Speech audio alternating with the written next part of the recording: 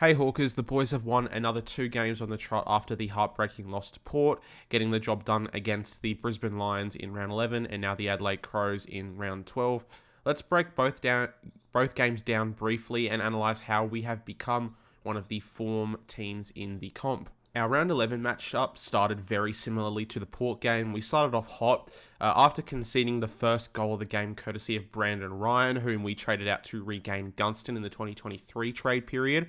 After this, we piled on the next 4 goals. Brisbane were looking better in the contest, but they were very poor exiting their back 50, and all of our goals for the term were generated off of forward 50 chains, mainly starting from a Brisbane turnover. We jumped out the gates in the second quarter. We were clearly looking a little lost at stoppages around the ground, but the boys adjusted this and matched Brisbane's hunger for the ball, and we looked a lot more dangerous exiting stoppage than they did. We generated 37 points from this source to Brisbane's 14 for the first half. They managed to wrestle back a little bit of the momentum towards the end of the first half, but a late goal to Gunston saw us go into halftime up by 4 goals. The third quarter was a little bit concerning for us Hawks fans. The Lions got on top of us, mainly in the middle, but thankfully they were having a shocking day in front of goal. From their 10 scoring shots for the quarter, they kicked 3 goals to 7 behinds. We could have gone into the last quarter facing a bit of a deficit, but we managed to steady as the quarter went on. Massimo D'Ambrosio was finding the footy at will and saved us a couple of times with his precision kicking, and Gunston once again kicked a late goal. His third for the game at that point saw us up by a mere 8 points going into the fourth. The last quarter was a very interesting one for neutrals. The Lions were clearly better at the contest, winning the ball more often than not, but they were just so inefficient, both with their scoring but also their ball use exiting stoppage. On the flip side, we were nailing our chances and we looked seriously good once we won the ball back from the Lions. Our chains coming out of stoppage, it was just champagne footy. Even players like James Warple, who isn't known for his field kicking, was nailing targets inside 50. Gunston turned back the clock and kicked 4 while playing a mostly defensive role on Harris Andrews, and Mabior Chol feasted on our lovely kicking inside 50 and kicked 3 of his own. We continued our trend of winning against Brisbane despite a little bit of differential on the ladder. They obviously haven't beaten us since 2019, and we continued this theme. We were just really, really good at responding to whatever the Lions threw at us, and that's becoming a little bit of a character trait to this team. We are standing up to adversity when it matters most in these close games. So it was really good to see. Ultimately, we got the win against a former grand finalist last year, so it was very satisfying as a Hawks fan. There were lots of solid performances from the boys against Brisbane. Let's get through who deserved the votes for the Hawthorn HQ Player of the Year award. Jack Gunston was back to his vintage best against his former side and was a huge reason why we were so efficient inside 50. He finished with 4 goals, 1 behind, took 7 marks with his smart leads, but also played a pretty solid defensive role on Harris Andrews. Obviously, the All-Australian defender still managed to take a few intercept marks, but Gunston kept him quiet through patches, and that opened up opportunities for Chol to take some clunks and playing our smalls into the game. 1 vote to Jack and his first for the year. James Sicily was also back to his best. He likes playing against Brisbane and had another huge game as our general down back. Sis had 26 disposals at 88%, took 8 marks, had 8 intercept possessions, and even 5 score involvements playing from defense. He took some huge intercept grabs, but also distributed the ball really well out of our D50 with precision. There were so many times where Sicily was the one to open up a chain with a brilliant release kick that only the best players in the game could pull off. I think of the one where he somehow nailed Kulshadir on the chest in the forward pocket after a handball received from Warple. Sicily can genuinely be the best kick in the comp on his day, and if not, he is for sure in the top 5. The skipper was very deserving of the 2 votes in this game. The 3 will go to Carl Amon with another stunning game off half-back. His elite kicking was on full display once again. He is really flourishing into a good defender as well. And when you get 28 disposals at 90% efficiency and 11 marks with over 600 meters gained, you're always going to be in the top 3 most influential players on the field. So it would be a disrespect to not give him the maximum votes here. Now moving on to our round 12 matchup against the Crom. The first quarter started off as an arm wrestle. Both teams were applying some great pressure, but our ability to win the ball back and be damaging with the inside 50 is what separated us for the first couple of goals of the game.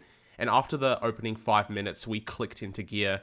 While Adelaide narrowly led the clearances, we were completely dominating them in post-clearance possessions and ground ball gets, which have been two stats that we are the best in the league at currently.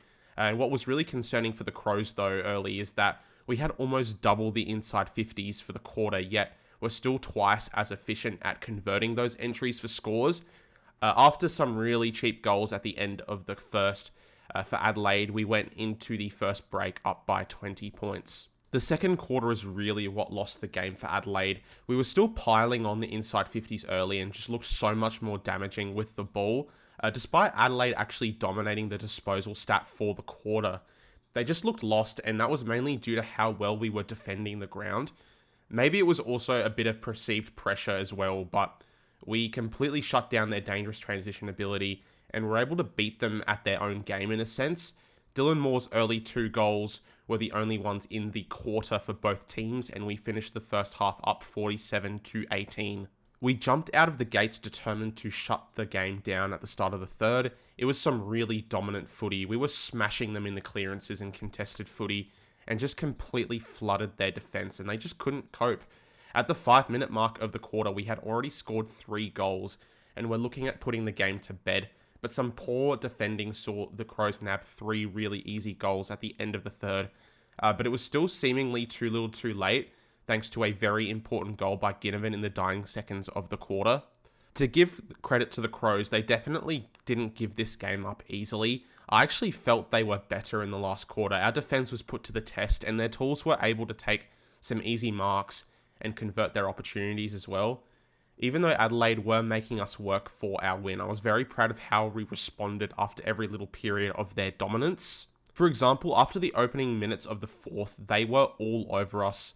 Lockie Scholl converted a very early set shot goal, but after we wrestled back a little bit more possession, we were able to respond through Luke Bruce and C-Mac, and then furthermore later in the quarter, where they were able to get a couple of consecutive goals, we responded with one of our own to keep it out of reach for them.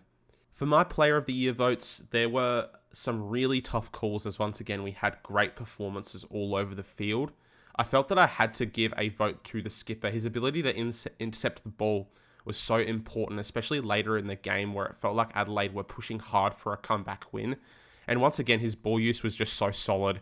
It was really tough to decide between Sis and Scrimshaw, as he also had a great game, intercepting pretty much almost everything that came his way. But I just feel like the skipper's performance was a little bit more complete.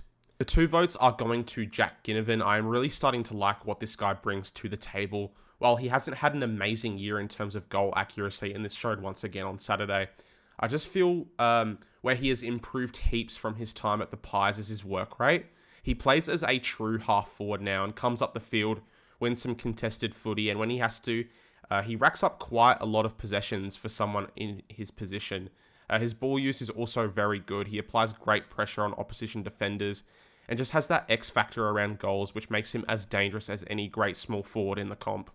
No-brainer for best on ground. Dylan Moore had a statement game, booted a bag of 5 goals, had 27 touches. Really, this is as good as a game as you'll see from anyone this year. He truly won us the game, I think. It's not a stretch to say that he is our best and most important player so far this year. He's obviously our leading goal kicker, but he is having a special season and definitely one that is worthy of an All-Australian selection if he keeps up his form. He does everything from winning contested footy, converting almost all of his set shots for the year, missing his first on the weekend actually, and he just works hard all game, sets the example for the rest of the players. Now to recap the votes after rounds 11 and 12, Dylan Moore and Carl Amon retained their spots in the top 2 and are emerging as our 2 most important players thus far this season.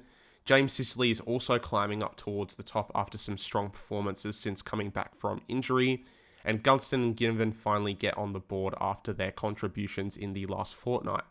Anyway, that's all from me, Hawkers. Another big test coming up this Saturday against the Giants down at UTAS. If we win this game, it will set us up for a huge second half of the year. We have a pretty easy run home compared to the teams around us. So this mid-season resurgence has put us in a great position to do some damage to the teams hoping to make the 8. I'll talk a little bit more about our finals chances in the preview video out tomorrow. But in the meantime, I hope you all have a great weekend, Hawkers. We'll see you in the next one. Don't forget to leave your votes down below. Very keen to see more engagement in these videos. Peace out.